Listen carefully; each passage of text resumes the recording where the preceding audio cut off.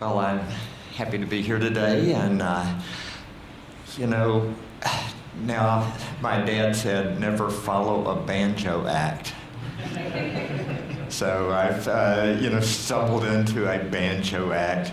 I feel like the Rock and Roll Hall of Fame has just presented, and I'm about to do lip syncing air guitar. Well, my talk is going to be different. In fact, it will probably be the worst talk of the entire I'm sure that, anyway. So it is going to be a little different because I am going to deal with intervention. I didn't see anybody else on the keynote dealing with intervention, but so there'll be some differences here. So I call this heroic humility, conceptualization, formation, and intervention. And what I hope to do is to kind of come to an understanding of, or tell you what my understanding is of humility, a lot of which overlaps with things that June said. We are psychologists, we hang in the same circle sometimes. And then talk about heroic humility, which is humility across a lifetime of dealing with challenging, ego-challenging circumstances and developing a disposition of heroic humility. And then I want to look at cognitive psychology and not cognitive behavioral psychology, but cognitive psychology, and just draw some practical implications out of that for humility. And then give you a couple of little intervention studies that we've done. That was my mission. So this is a story I heard from Tony Campolo. I don't know if you all know Tony Campolo, but he says people don't sit in the front row when I talk because I spit. But anyway, Tony talked about this guy. This is not me. Just want to make that clear before we start. And this guy was a college student. He was working on his physical appearance. And so he's pumping iron in his room, and he gets all pumped up, and he looks in the mirror, and he sees something like this. And he's thinking, I need to share this experience with other people. And I'm going to go over to the student common, and I'm going to just wear my tank top, and I'm going to, just show off, basically. And so he starts out the door, and at the last moment, he realizes, wait a minute, the scholar athlete will be much more impressive. And so he grabs a bunch of books because he realizes this really kind of pumps the biceps up, So he takes off over to the student commons, and he gets the all-American meal, fries, hamburger, and a shake, all right? And so he's carrying his tray back to the table, which of course flexes that bicep, and the books in the other arm, and he's aware of the eyes of everyone that are upon him. And he decides to be cool. And so he, goes to drink some of his milkshake, and he, aims at the straw, and it kind of bounces off of his lip. And he's chasing it around and around, and then he finally, out of desperation, lunges at it, and it lodges in his nostril. And so now, he's aware that everybody's looking at him, and he's trying to get it dislodged, but he has no hands to get it dislodged. And at last, in a series, just out of being desperate, he just jerks his head away. And of course, the straw comes out of the milkshake, and he's slinging it all over. Pride goeth before a fall, you see. So, humility is not just getting our arrogance savaged. It's something else. I used to use this story, actually, myself, in my thought life, because I thought that humility is defeating pride. And when I felt prideful, I would just go like, don't be like that guy, with the milkshake thing. But, humility is something else besides just defeating pride. So, every time I get some kind of award, God gives me a lesson in humility. And by that I mean that both times that I've actually been recognized for something, God has given me this lesson in humility. Like I had to give a talk at APA, and I talked for the first time in my life on humility. And so I'm a little uncertain about this talk, and so I'm in the next room to the one that I'm supposed to present. Turns out it was a pretty large thing because it was a address, that drew a lot of people. And so I'm rehearsing this, and right before the talk starts, I, go into the room, and I come in the back door, and seats are filled up. There's like 400 people in there. And as I stepped through the door, there was this hook on the door, and it caught my fly and it just ripped it totally open. And so I'm standing in the back of the room looking at the back of all these heads, and I'm trying to, get modest, and it's not working out for me. And I look up front, and, I'm thinking about lecterns. Oh no, it couldn't be, this kind of lectern that I hid behind. It was, a plastic lectern that you could see through. And so I gave this address, in front of all these people, standing sideways to them. There were a lot of creative positioning. I had a lot of options in this, but, I ended up, talking to folks like this, and afterwards somebody came up and said, a really nice talk on humility. It's too bad about your deformity. So, humiliation is, it can set off a quest for humility, but it's not really the essence of humility.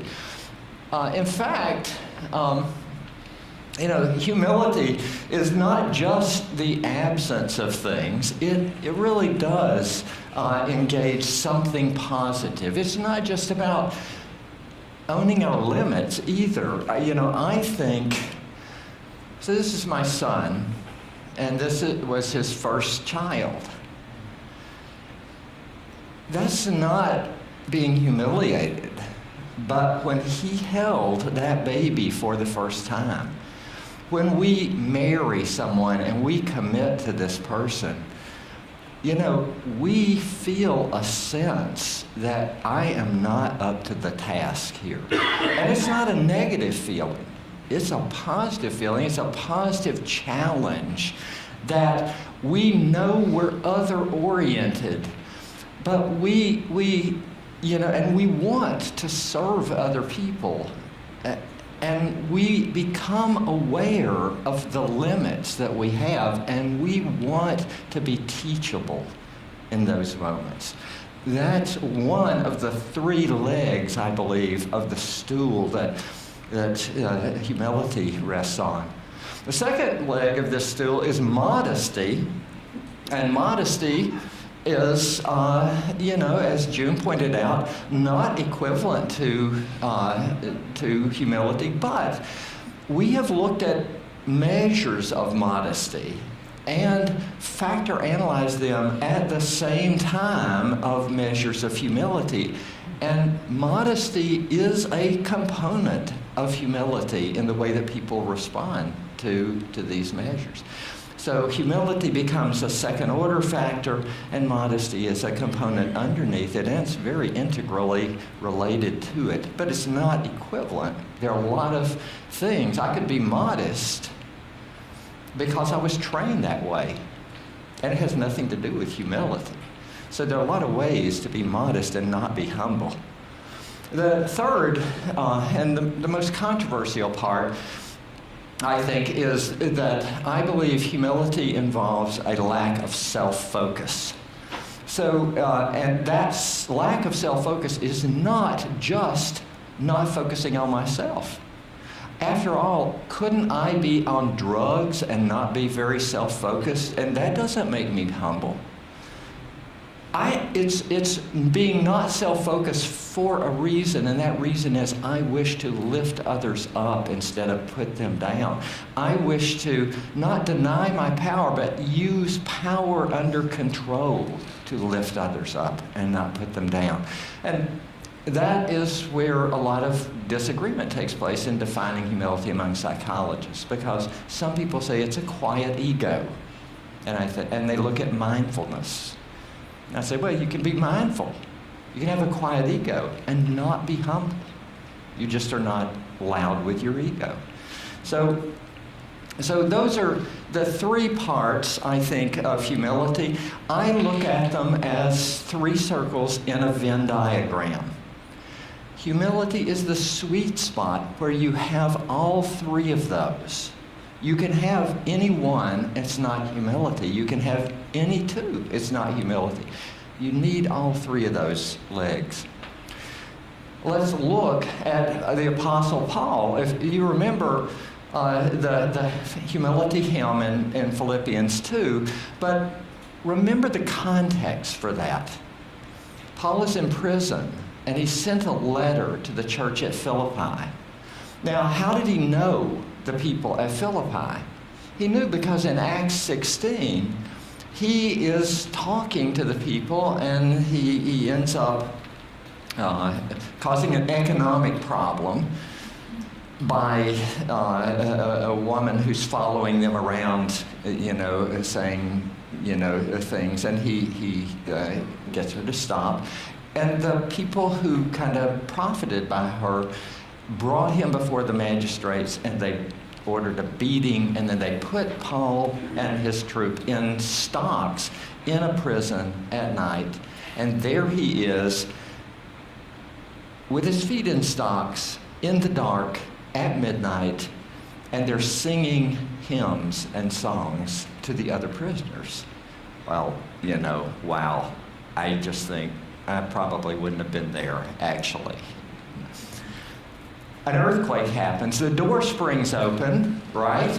He's back in the dark.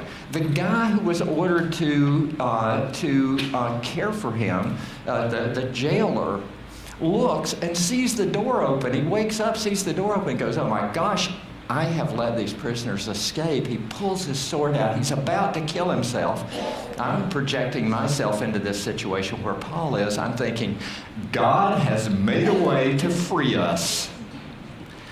He's going to let that guy kill himself. That's not what Paul did. Paul is other-oriented. Paul says, wait, we are all here. And the guy doesn't kill himself, and in fact says, how do I become a Christian? He sees this example of heroic humility, and he wants to become a Christian, and he comes to believe, and his whole household comes to believe. And now Paul is in jail again, and he's sitting there writing a letter to Philippi, and they're reading this. And as they read this letter about Jesus, that he did not count equality with God a thing to be grasped, but emptied himself, taking the form of a servant, serving others even unto death on the cross. And everybody is probably looking at that Philippian jailer who's sitting there going, yes, I am alive because Paul lived that out. If Paul can live that out, I can live that out. I'm going to talk about this fourth wise man in just a minute. Humility is built through developing our virtue. This is the way Christian formation happens. I think that virtue is built in a kind of a four-stage process. One, we glimpse the goal where we want to go. We don't see it clearly, but it starts us on the journey.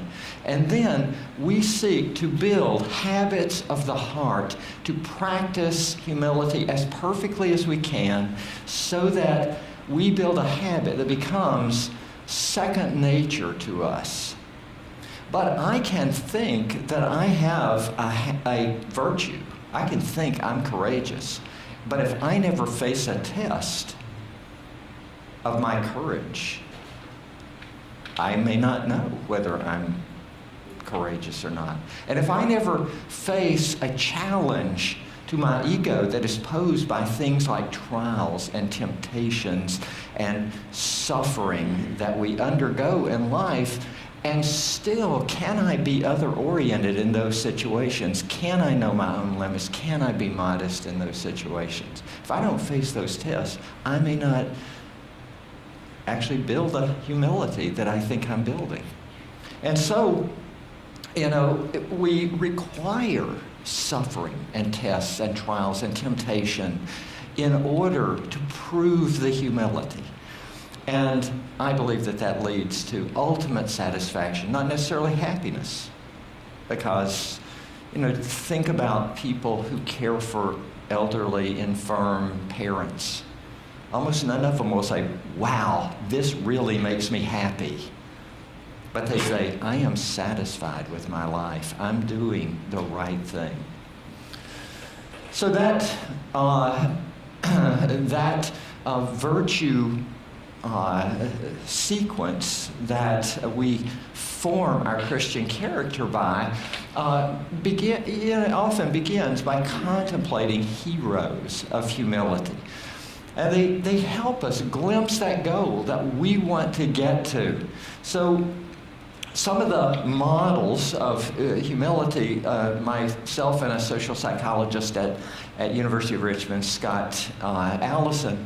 Scott's a expert on heroes. He's written a bunch of books and a bunch of papers on heroes. And Scott and I ballroom dance in the same place. And one night I came in and said, Scott, hey man, you study heroes, I study humility. We ought to write a book on heroic humility. And he's like, send me a proposal tomorrow.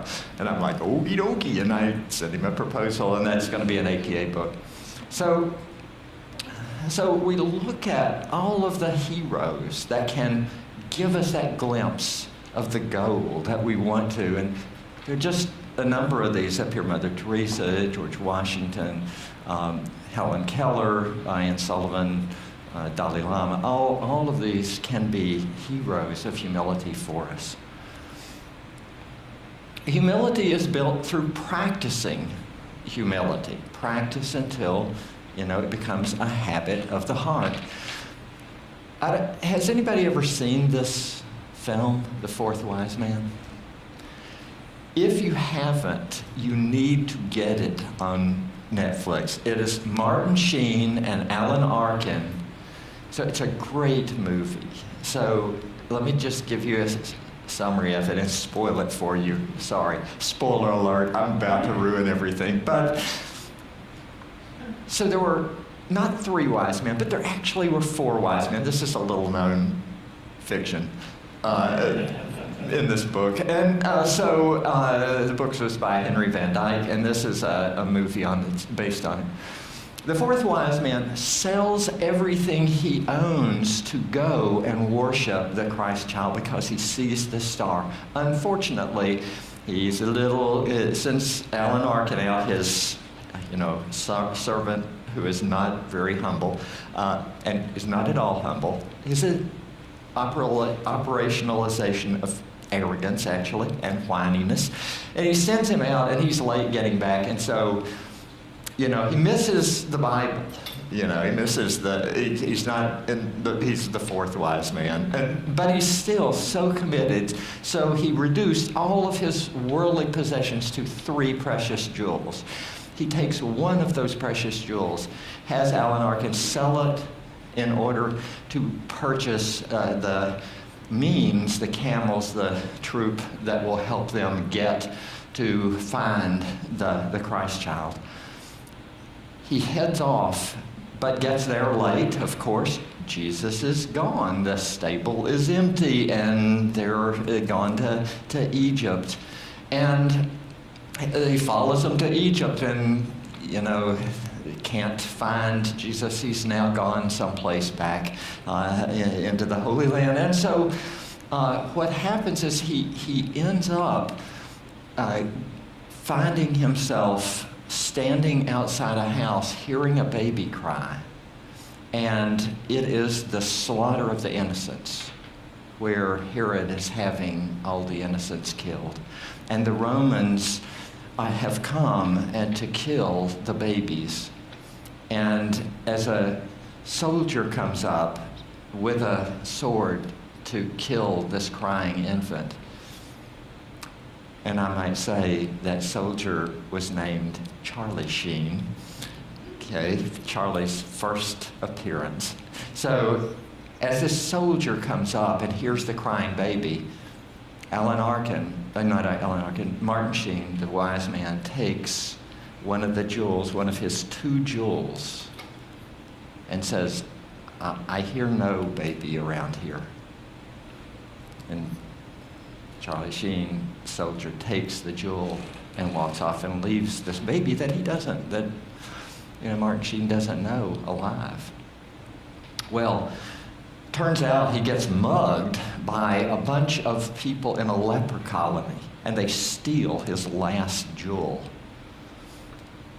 He goes to the leper colony, and there's such a need there that he says, well, I'll just stay one day and treat the lepers. And they line up, and the line goes off to where you can't see it any longer. And he's treating them. And then he says, well, maybe I'll stay a second day, and maybe a third day. And Alan Arkin is going crazy and whining about this. Why are you doing this?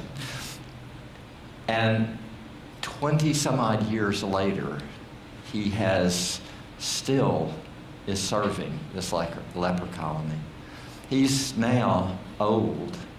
His body is worn out from service. He has never seen the Christ child. He thinks his last jewel is gone because when people in the village burned down the leper colony, he gave the jewel to the woman who ran the leper colony and said, go buy grain and things to maintain the leper colony. She didn't do that. His best friend is a blind young man, and this blind young man hears that there is a healer in Jerusalem. And he goes out and he comes back and he can see. And this is the Christ child. And he tells Martin Sheen, this is the person you've waited for seeing all your life. This is the person. And Martin Sheen, who's devoted his life to serving others on behalf of this Christ child, says, but I have nothing to give him. Well, he decides at that point, they tell him, we still have your jewel. And they give him the jewel. And he takes off to the city to see the Christ, who is now Jesus, on the week that he's going to be crucified. And he's on his way, and this woman that he really doesn't know is being sold into slavery. And he takes his last jewel and he gives it to the man and buys her out of slavery. He's worn out. He falls down with a heart attack. He's never going to get to see this person that he's looked for all his life. And he recovers from that heart attack, and it's now a day where there are 3 empty crosses on the hill, and he's missed this person. And as he makes his way through the city, he falls down with another massive heart attack, and he's dying. And a shadow falls over him, and someone gives him a drink of water, and he smiles, and he is seeing what his eyes have wanted to see. Well, there are no shortage of real-life heroes, not just fictional heroes, but there's no shortage I wish I could tell you all these stories. I don't have time to do that. Joe Louis, rated the greatest boxer of all time, even greater than Muhammad Ali, Mr. Humility. Joe Louis actually was very humble. There's a story about him sitting on the back of a bus in the 1940s. He's world champion, and he's sitting at the back of a bus, and these three young guys start harassing him and making racial taunts and trying to provoke him. This is the guy who is the world champion boxer, and they're taunting him. They do not know what they're doing. Father, forgive them. They do not know what they're doing, and they can't provoke him. And finally, they give up. And as he gets off of the bus, he just hands them his personal card, which doesn't say Joe Louis, champion of the world. It says Joe Louis, boxer. And he gets off and leaves. That's a great story. You would like that one too. And of course, Alexander Solzhenitsyn. We always like Alexander Solzhenitsyn. There are many stories.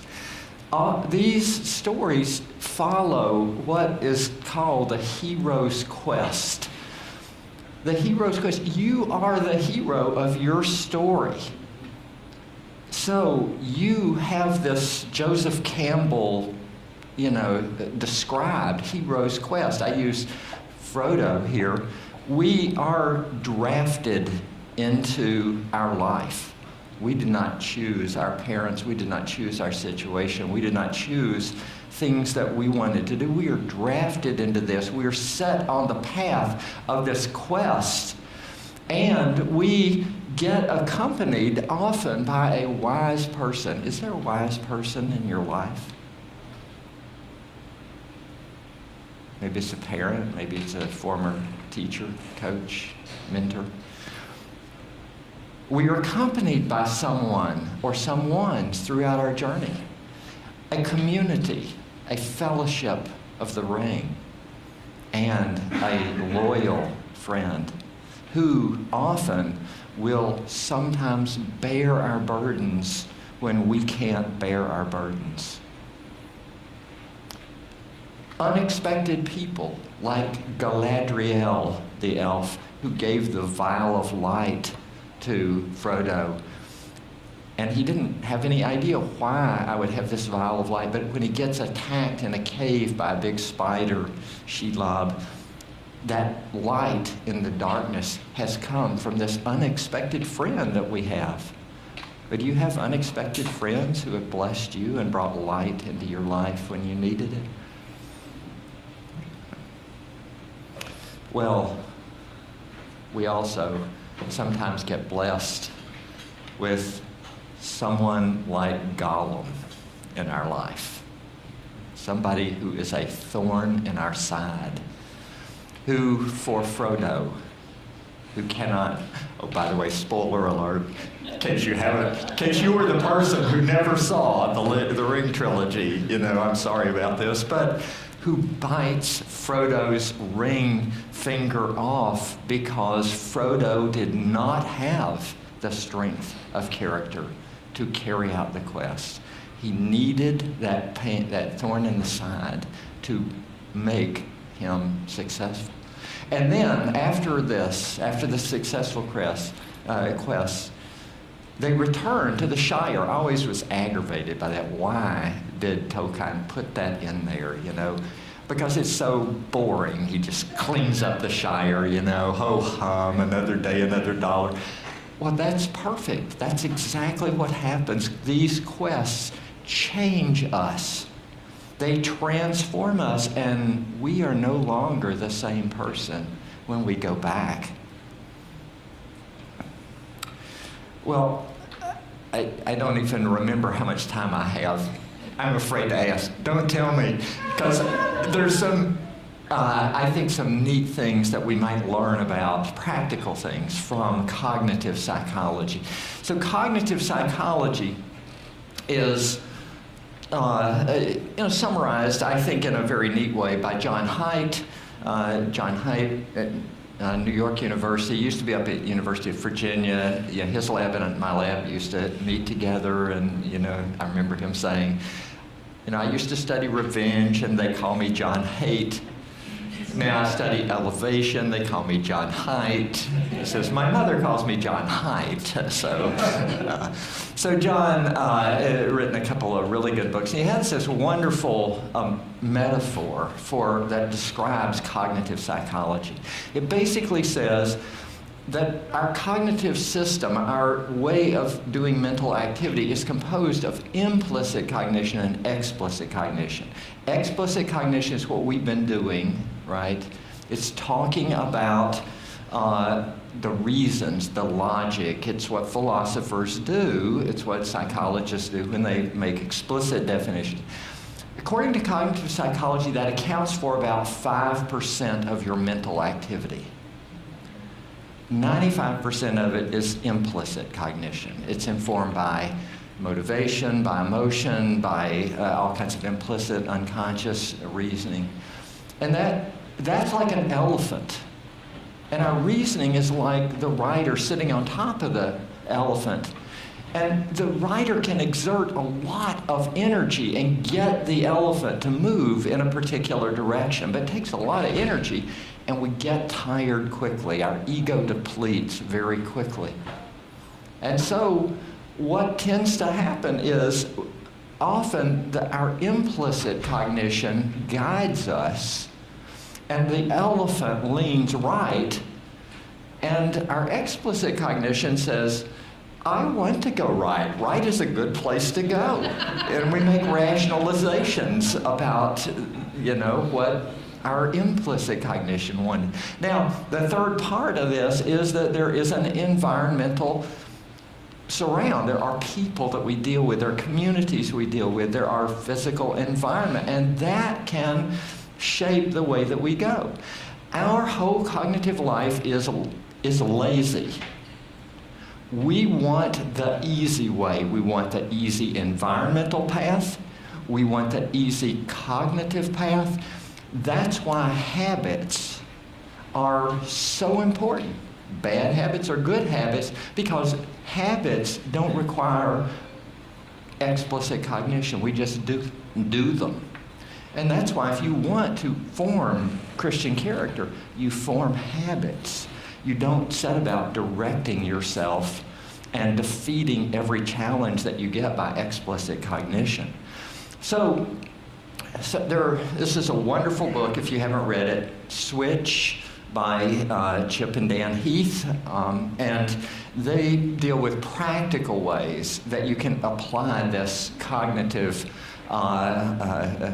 understanding of life. Basically, they narrow these down to talk to the rider, the explicit cognition, shape the path, guide the internal, the elephant, the big 95% of what's going on. So here are some, suggestions about how you can do that. So shape the path. How do I arrange my environment? Tweak the environment. I don't know if anybody saw the film Moneyball with Brad Pitt, but basically he's got this idea about how he wants to work on percentages of baseball for Oakland, and the coach keeps undermining him. And so what he does is he sells off all the players that the coach has been using that didn't fit with his plan. He shaped the environment, and then as they start winning and they put together a record that has still not been broken of 19 straight wins, the coach is everybody's hero. Wow, what a great coach this guy is. But because the environment was shaped, that's the way he had to behave. Build habits. Rally the herd. So this is shaping the path, getting people to help you in your quest for formation. Motivate the elephant. How do we do this? Well, find a good image for building humility. The example that they give, that the Heaths give in their book, is there was this worldwide company, and everybody, all the different branches, are purchasing gloves, and they're negotiating their individual contracts for gloves. Well, it turns out there are like 130 different contracts. Some people are paying, $50 for a pair of gloves. Some people are paying $10 for the same pair of gloves because they negotiated a different contract. This person could come in to the board of directors and say, look, I have this PowerPoint presentation. Let me show you how much money we're losing. He could appeal to the writer. He doesn't. He sends an intern out all to every plant that they have. He gets all of the different gloves and he puts a price tag on them and he piles 130 pair of gloves up on the table, and then he just invites people to walk around and look at this image and look at the price that people paid. That motivated the elephant. They're like, we've got to change this policy. Didn't appeal to their reason as much as it motivated the elephant. Grow your people.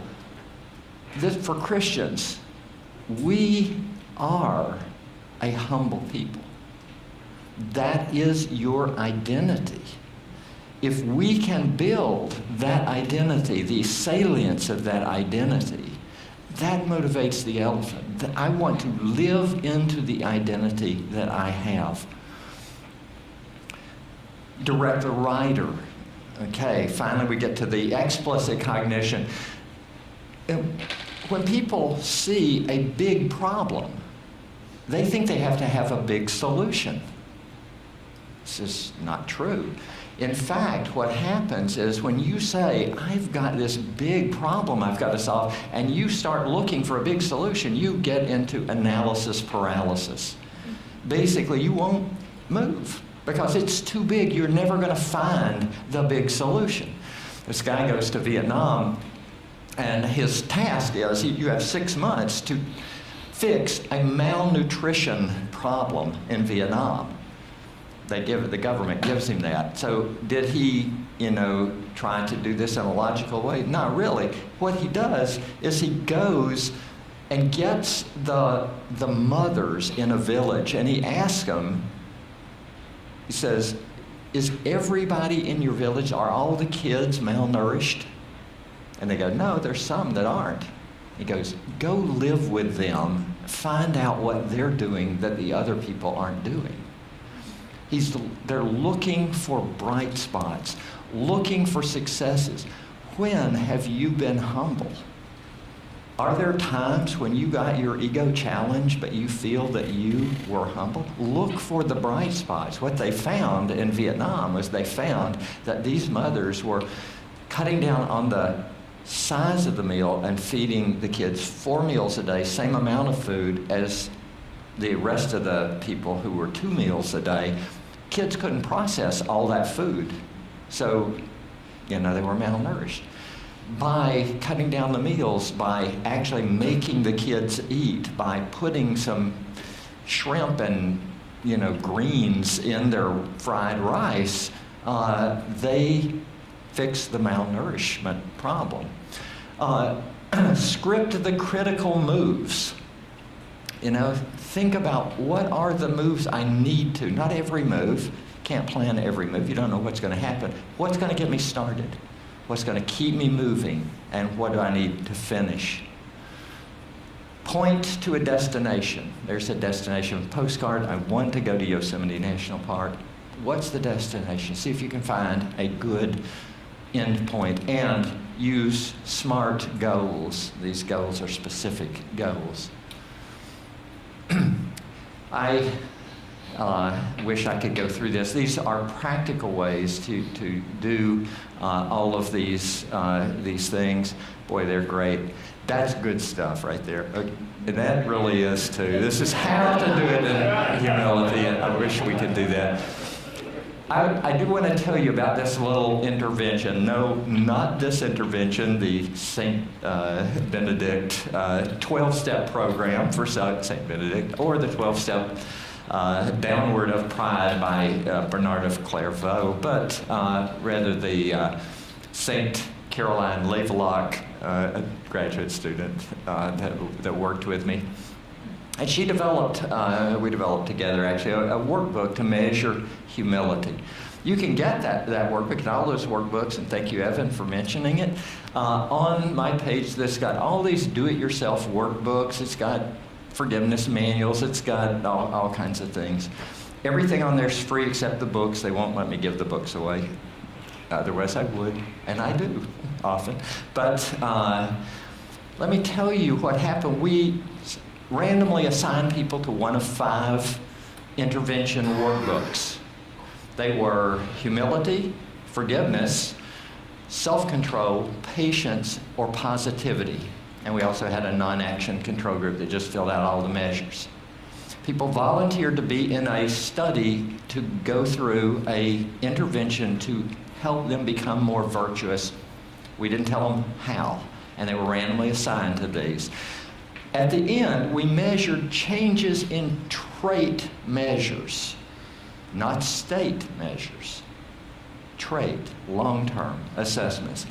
The humility condition helped people become more humble by filling out the workbook. But, even though we didn't mention forgiveness, it helped them be more forgiving. Humility is a gateway virtue. It's about being other-oriented. People who are other-oriented wanted to forgive spontaneously. They changed their trait of forgiveness. They reduced their negative mood, and they changed their patience. We thought if that's good, then we probably can replicate this. We improved the workbook a little bit. And this time we recruited people to be in a humility study and randomly assigned them to a humility study, to humility or positivity or no action. We're comparing with the no action control right here. And we got more dramatic results. Changes in humility, in forgivingness, in patience, and in negativity. Here's the numbers. Trait humility, these are number of standard deviations of change. 1 standard deviation almost in this is first and second study. Look at forgivingness. You don't realize how much that is. We did a meta-analysis of all interventions on forgiveness, and they changed state forgiveness by 1/10 of a standard deviation per hour of intervention. A 7-hour workbook, if this were aimed at forgiveness, on the average would produce 7/10 of a standard deviation of change in forgiveness. Humility, not mentioning forgiveness, 0.91, 9/10 of a standard, 9/10 of a standard deviation. Also, patience changed and negativity, 10 times reduction of negativity when we assigned them to humility. Humility is knowing your strengths and limitations and seeking to be teachable. Humility is presenting yourself modestly. Humility is focusing on others to lift them up and not put them down. Humility is a steel-like virtue that is hardened in the flames, heat, and suffering of the furnace of life's tests, trials, and temptation. Humility is a hero's journey in which we as Christians are called. We can't control our destiny, only our commitment to the one who calls us, and then only by the caller's mercy and grace. May we receive this mercy and grace and be wise people as a result of this. Thank you.